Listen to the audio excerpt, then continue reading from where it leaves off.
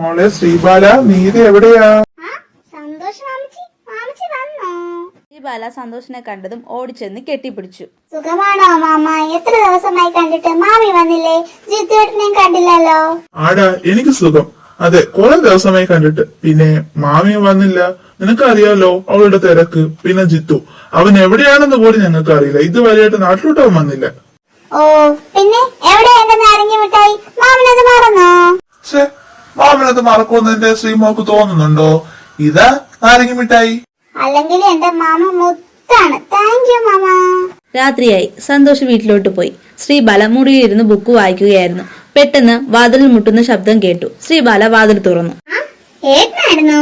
ജോലിയൊക്കെ കഴിഞ്ഞു എത്ര പെട്ടെന്ന്? ആടാ, ഏട്ടന്റെ ജോലിയൊക്കെ കഴിഞ്ഞു. പിന്നെ ഞാനൊരു കാര്യം അറിഞ്ഞല്ലോ. എന്താ ഏട്ടാ കാര്യം? നീ ഒന്നും കഴിച്ചില്ല എന്ന് സത്യാണോ? അത് പിന്നെ സത്യേട്ടാ, എനിക്ക് വിശപ്പില്ലാത്തത് കൊണ്ടാ ഞാൻ കഴിക്കാതിരുന്നത്. ശരി, നീ വാ, നമുക്ക് കഴിക്കാൻ പോകാം. പോകാം, പക്ഷെ ഒരാൾ കൂടി വരട്ടെ. എടി, അതിന് കിച്ചു ഇപ്പോഴൊന്നും എത്തില്ല. അതൊന്നും എനിക്ക് കേൾക്കണ്ട. കിച്ചോട്ടം വരട്ടെ, എന്നിട്ട് നമുക്ക് കഴിക്കാം. സത്യ, ബാല, സമയം നോക്ക്, 9:30 കഴിഞ്ഞു. നിങ്ങൾക്കൊന്നും കഴിക്കാൻ വേണ്ടേ? കിച്ചു വരട്ടെ, എന്നിട്ട് കഴിക്കാം. അമ്മ ചെന്ന് കിടന്നോ? ശരി എന്നും പറഞ്ഞ് ഒരുപാട് നേരം ഒന്നും കാത്തിരിക്കരുത് കേട്ടല്ലോ അവനെ. രാത്രി 12 മണിയായി. ഇതുവരെയായിട്ടും കിച്ചു വന്നില്ല. ബാല, സമയം നോക്ക്, 12 കഴിഞ്ഞു. നീ വന്ന് കഴിച്ചേ. പക്ഷെ കിച്ചോട്ടം വന്നില്ല. കുഴപ്പമില്ല, നമുക്കിനി കഴിക്കാം, വാ.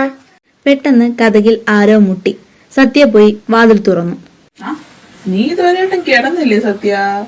ഇല്ല, നീ വന്നിട്ട് കിടക്കാന്ന് വിചാരിച്ചു. അമ്മയും മുത്തശ്ശിയും ബാലയും കിടന്നോ?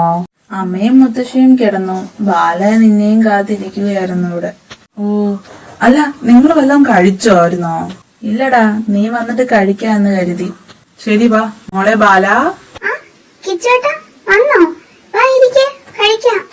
ശരി, നിങ്ങൾ ഇരിക്കുക, വാ കഴിക്കാം. അങ്ങനെ അവർ ഫുഡൊക്കെ കഴിച്ച് അവർ കിടക്കാൻ പോയി. പിന്നെ ഇത് സത്യദേവ്, ആളൊരു ബിസിനസ്മാൻ ആണ്. ഇത് കാശിനാഥൻ, ഡോക്ടറാണ്. ശ്രീബാലയുടെ ഏട്ടന്മാർ. ഇവരെയാണ് ഞാൻ പറഞ്ഞിരുന്നത്. കിച്ചു, ശരിക്കും അവൻ തിരിച്ചു വരുന്നുണ്ടോ? അതെ അമ്മേ, കൂടെ അവളും ഉണ്ട്. അടിപൊളി. അവൾ വരുമ്പോൾ എന്തൊക്കെ നടക്കുമോ എന്തോ ഇവിടെ. എനിക്കങ്ങോട്ട് കയറി വരാമോ? ഇതാര്? ദയമോളോ? കയറി വാ മോളെ. ദയ മാത്രല്ല, ഞാനും ഉണ്ട് കൂടെ.